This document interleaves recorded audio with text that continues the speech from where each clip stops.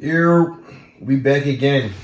A&M Anime, Fire Force Season 2, Episode 8. Yo, we here. We are back again. A lot of lore is going on between these episodes lately. Yeah. So he had a little encounter. Well, did he even have the encounter from the last one? Yeah, It started off with her just saying, protect the forest. No, not even that. Well, yeah, he had an encounter with the girl, with the mysterious female voice. Right, and we get a little story on her from Scoop. You said the story didn't happen in the last episode, bro. No, I'm talking about right now. It kind of started off with him like and so at this point we're in the Tabernacle. They pull up. They pull up on me. They pull up. They in the Tabernacle and they ain't busting heads, but they talking, they chatting, they figuring things out. Yeah.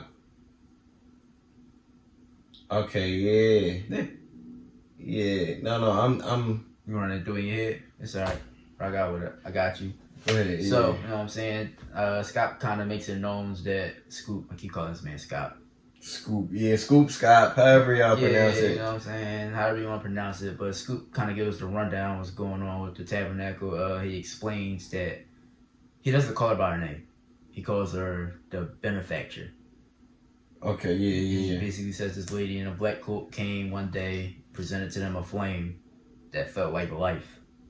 And all the animals around basically was revitalized. They got their life force back. And one day, she basically turned the Tabernacle back on and disappeared. Right. And they haven't seen her since. But they pretty much owe their lives to her, so they're like devoted to her. Then we get a run-in with some infernals. Yeah, so the teams break apart. Well, yeah, the Fire Force team break apart. Some of them go stay in the tunnel, some will come outside to protect as protection. And we do have a run-in with some infernals that can talk. Yeah.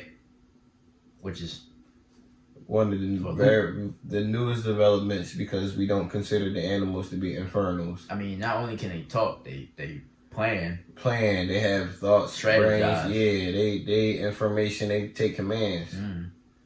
Like they're literally praising the demon. The horn inferno. Tempe. Yeah. That's his name. Tempe, I think it was. Yeah, I don't even pay attention. Who's throwing me off because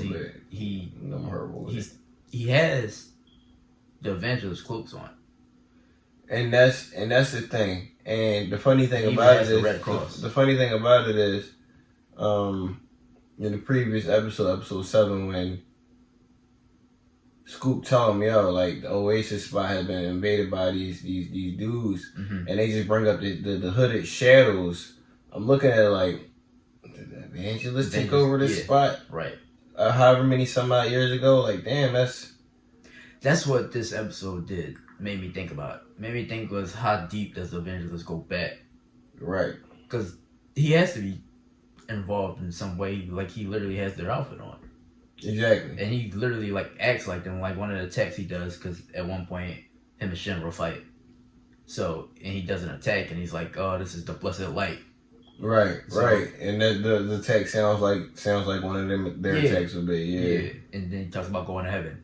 So it was like, I don't know what's going on with these guys. These infernals are completely different. I don't know if it maybe has something to do with the Tabernacle. You think it does provide life? No, but they're calling it. These infernals want to die though. Yeah. And they're also calling the Tabernacle a thing of destruction, so it can't be giving them life. Yeah, but in their sense of it, the Tabernacle, the explosion is the only thing that's hot enough for them. Because there's no humans around. Right. To fight them off. So that's why he was thinking like, Shimmer was thinking like, how can I be as strong as Lieutenant I forget what Lieutenant said. Yep. Yeah. He said how can I be as strong as Maru so that I can end the horn demon's life because you need that much power. You know what I'm saying? So that they see this as no humans around here. We trying to die. This is going. It's been going on long enough. But it's also gonna kill a whole bunch of other people, which they don't care because they don't. Just don't give a fuck. They don't care about shit like they just that. want to go. But like it's interesting because like they're praising him, they're praising the light of the fire he's producing. Like this is evangelist stuff. Yeah. So definitely heavy evangelist stuff. But man, how do you think they're gonna take him out? We've seen how much it takes for a demon to be taken out. We've seen Benny Morrow have to do an entire big giant fire. I think it's gonna be a teamwork situation. Yeah, but just them four, or are you thinking everybody else comes back out?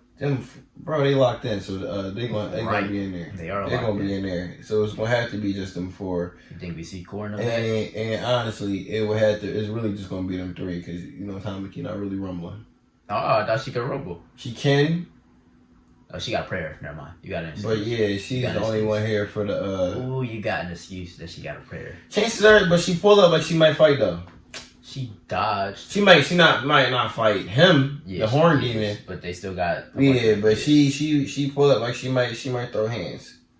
So, I feel like Ogun. We might see more powers out of Ogun out of that one. Yeah, it has to be. Might tighten him up. Two would have to be Ogun and Shimmer. Yeah, we might. And I would just be support. So I'll be interested. We gonna see that tag team work the way we would see with him and Arthur.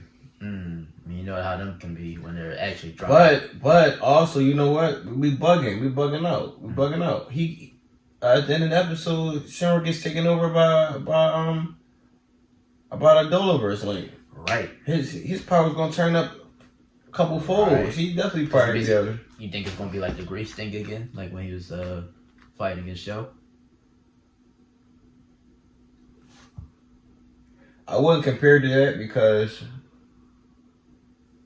that was all him and that was all strategy.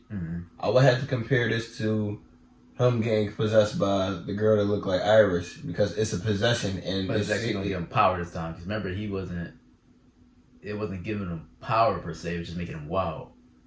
And then making him more strong because Arthur was kicking his butt. It could have been giving him power, but it could have been just all used wrongly.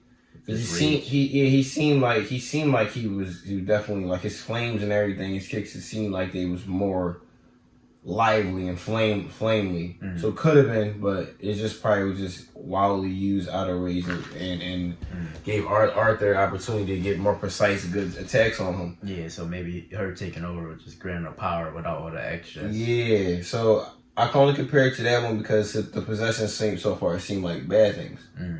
So I couldn't compare it to him fighting Shell because he wasn't possessed. I would have to compare it to fight Arthur because he was possessed in that one.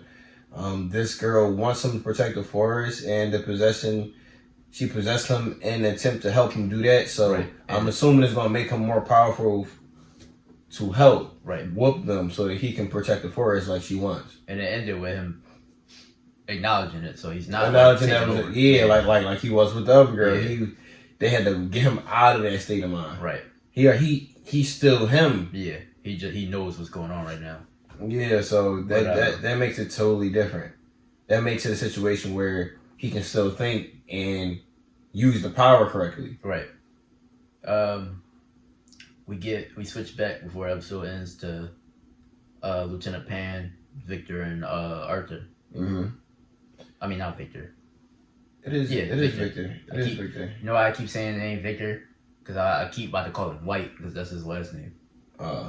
You know their last names and everything. You on some shit, man. You know I know the names all the time. But they trying to figure out what's going on with these tablets that the infernals was collecting.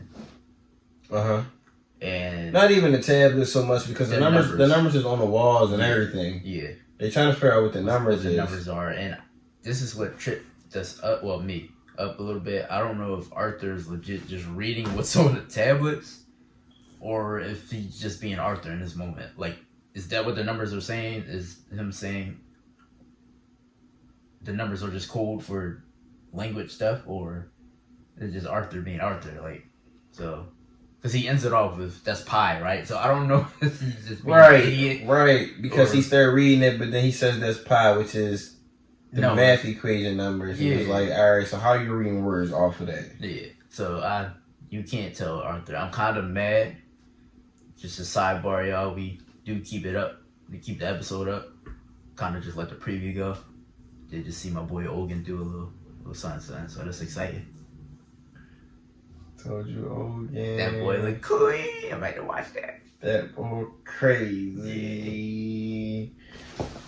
But that was the episode, y'all. Like, comment, subscribe, come back, watch it again. Tell your homie to subscribe. Tell your mama to subscribe. Tell your mamas to subscribe. Even though she don't even got use YouTube, but she damn sure do got an account. Your sister, your trainer, your wifey.